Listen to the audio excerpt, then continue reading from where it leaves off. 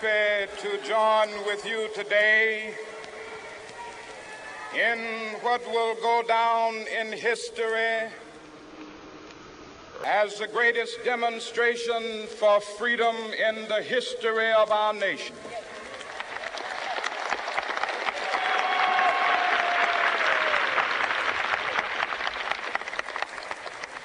Five score years ago, a great American in whose symbolic shadow we stand today signed the Emancipation Proclamation. This momentous decree came as a great beacon light of hope to millions of Negro slaves who had been seared in the flames of withering injustice. It came as a joyous daybreak to end the long night of their captivity. But 100 years later, the Negro still is not free. 100 years later, the life of the Negro is still sadly crippled by the manacles of segregation and the chains of discrimination. 100 years later, the Negro lives on a lonely island of poverty in the midst of a vast ocean of material prosperity. This nation will rise up and live out the true meaning of its creed. We hold these truths to be self-evident, that all men are created equal.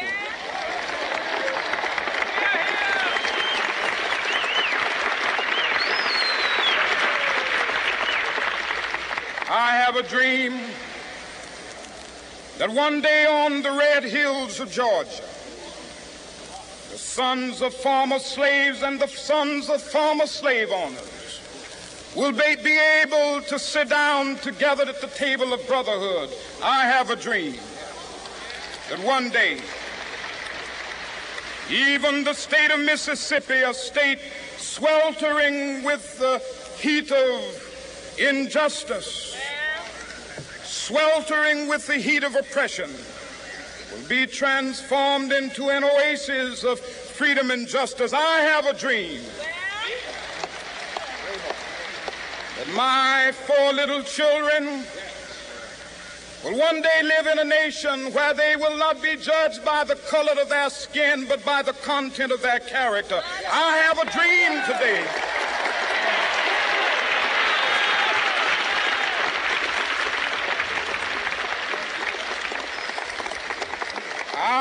a dream that one day down in Alabama, with its vicious racists, with its governor having his lips dripping with the words of interposition and nullification, one day right there in Alabama, little black boys and black girls will be able to join hands with little white boys and white girls as sisters and brothers. I have a dream today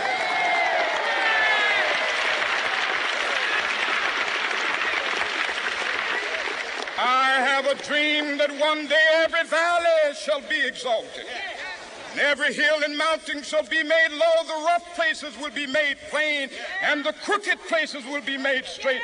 And the glory of the Lord shall be revealed, and all flesh shall see it together. This is our hope. This is a faith that I go back to the South with.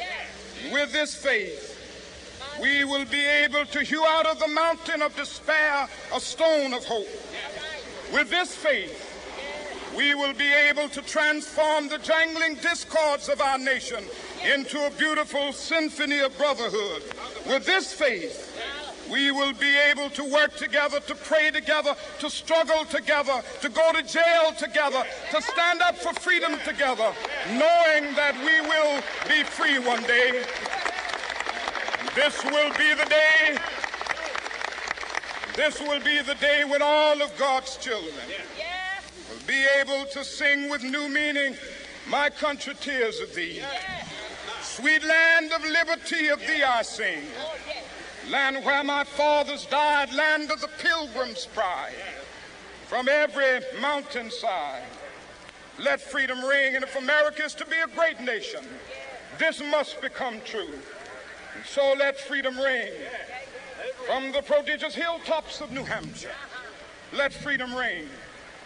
From the mighty mountains of New York, let freedom ring. From the heightening Alleghenies of Pennsylvania, let freedom ring. From the snow-capped Rockies of Colorado, let freedom ring. From the curvaceous slopes of California. Not only that, let freedom ring from Stone Mountain of Georgia. Let freedom ring from Lookout Mountain of Tennessee. Let freedom ring from every hill and molehill of Mississippi, from every mountainside. Let freedom ring. And when this happens, when we allow freedom ring, when we let it ring from every village and every hamlet, from every state and every city, we will be able to speed up that day when all of God's children, black men and white men, Jews and Gentiles, Protestants and Catholics, will be able to join hands and sing in the words of the old Negro spiritual. Free at last, free at last. Thank God Almighty, we are free at last.